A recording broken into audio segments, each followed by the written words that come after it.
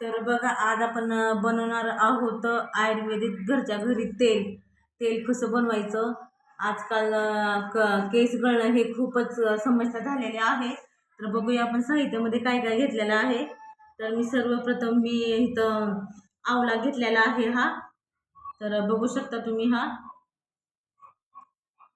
आणि हा कडुलिंबाचा पाला घेतलेला आहे मी मुठभर.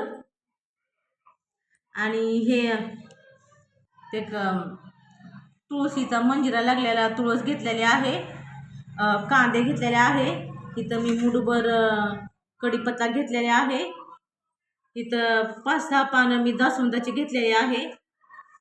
आणि लिंबूची पण घेतलेली आहे. पहा, इथं मी थोडीफार लिंबूने पण एक विटॅमिन सी भेटतं लिंबूच्या पानाने, लिंबूने. लिंबू नाही घेतला, तुम्हाला जर लिंबू भेटत असेल तर लिंबू पण घ्या, पण माझ्याकडे लिंबू नव्हता, मला पानं भेटली. आणि इथं मी 2 कांदे घेतलेले आहे, पहा असे पिंक मधून. आणि इथं जास्वंद घेतलेले आहे. मला फुलं भेटलेली नाही आहेत जास्त, तर मी थोडेफारच घेतले. तुम्ही भरपूर घ्या जर तुम्हाला मिळाली तर. आणि इथं बघू शकता मी हे जवस घेतलेलं आहे थोडंसं. आणि इथं काळे तीळ घेतलेले आहेत. आणि हे बघू शकता तुम्ही की भृंगराजची पावडर आहे ही. मला पावडर भेटली दुकानात, तुम्ही बघू शकता. ह्याच्याने पण खूप केस हे होण्यास मदत होते.